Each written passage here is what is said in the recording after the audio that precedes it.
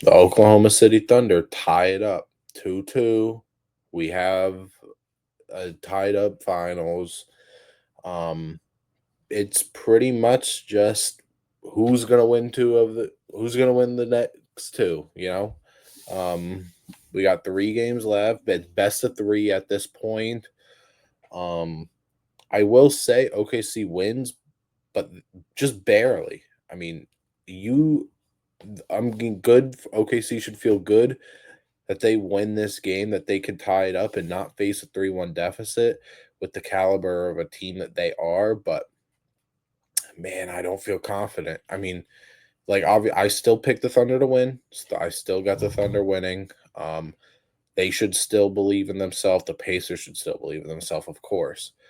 But man, there are some things. It's crazy how in half of a series you can go from yeah, the Thunder don't have many flaws at all to now I can be like, okay, there are some things that I can see here that are like little questionable, you know? Especially when you compare it to a team like Indiana, who I think faces up pretty well to such a legendary regular season team. But and some of those things, I mean, like we talk about the three pointers, right?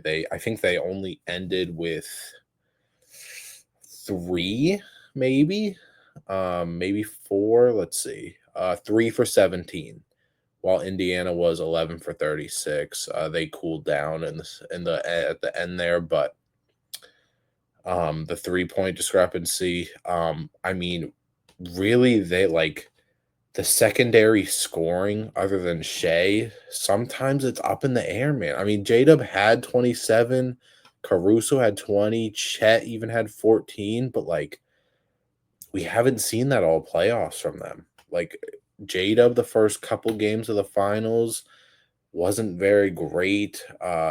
Chet, I mean, he still hasn't had like that monster scoring game. And I think that one of them next season. Like Jada was all star, all NBA, but a lot of his attention was defensively what he could do, and he's still a good scorer. He's still a 20-point scorer. I think he can be that. If he wasn't that in the regular season, he was okay. He was a 21 point per game score, but like Chet, what was Chet in the regular season? 15, like I don't know. I've talked about Chet a couple times, but I want to see the jump. Just sometimes the secondary scoring can get iffy, and I mean Caruso's been OKC's third best player.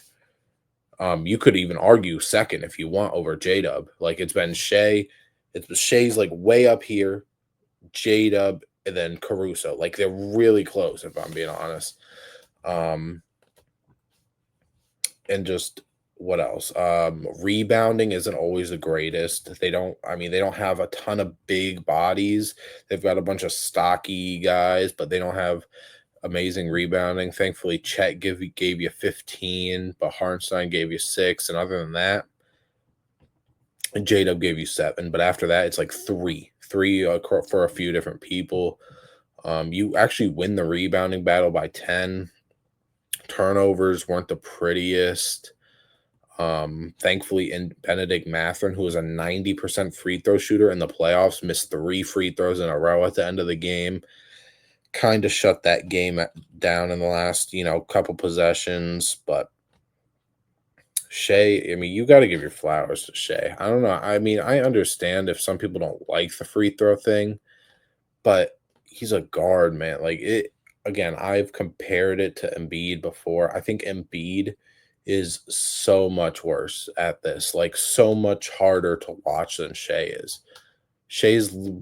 Quite literally mastered it, and he's a guard where he's getting a lot of contact too. And Embiid gets contact for sure, but sometimes it's just ridiculous seeing Embiid do it. Shea, like it, the amount of times that he has mastered, like the fact that he can get someone to just like there was a possession on Neesmith where Neesmith was like grabbing his shoulder, like not just putting a hand on him, touching him, but like literally grabbing him where that's a foul. But and Shane knows that he's gonna get that call and he can throw it up and almost get the and one almost every time. It's just insane how he can do that. But um nonetheless, you get another, I mean, well-rounded, of course. Siakam had 28, 5 assists, and 5 steals. Not the greatest shooting, of course. Obi Toppin, 17. Halliburton gave you 18. 1 for 7 from three, 5 turnovers. Not the prettiest, I guess, but Neesmith and Nemhard, I thought, did very well on Shea again, for what they could do. Neesmith ends up fouling out there at the end of the game, but and then Benedict Mathurin only played 14 minutes, which surprised me after you saw what he gave you last game. Benedict Mathurin, I think, for next season is going to be a candidate for me for most improved player. I really think, I don't know what he averaged in the regular season, 16 in almost 30 minutes, but I mean, I really think that he could be a 20-point per game scorer, especially on this team. I think he could do it.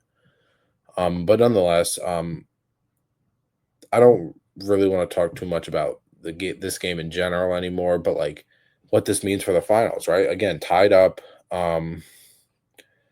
OKC again. You shouldn't, don't you get comfortable. Everyone's gotten comfortable versus Indiana, and it hasn't paid off. Like even last year in the I mean, up until the conference finals last year, they were just doing their thing, and even in the conference final last year, they did their thing versus Boston. They did their thing in every round so far this, where I think they've won every series in 5. New York might have went 6, I don't remember, but um like they've done their thing, and it's like two teams that are so similar but so different because of all the depth, the defense. But then you see like the biggest thing at the end of the game is we know who the ball is going to 90% of the time for OKC at the end of the game. Shea 100%, maybe a J-Dub shot. Indiana, it's just such a free-flowing offense that you don't even know, like, you don't know. It could be a Neesmith game winner. It could be an Obi Toppin game winner. It could be a Miles Turner. It could be Halliburton or Siakam. But the fact that like it's just so free-flowing, and again, but there are so many things that are so similar.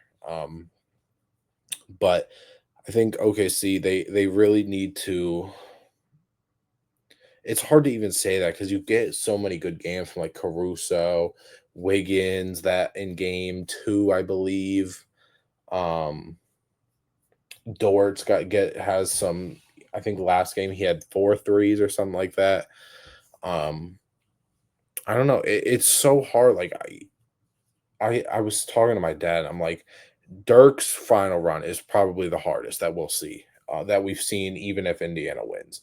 But this one might be one of the more impressive ones, and it's a little different. Like obviously, Dirk's is the most impressive at this point because Indiana hasn't done it. But like, I don't know.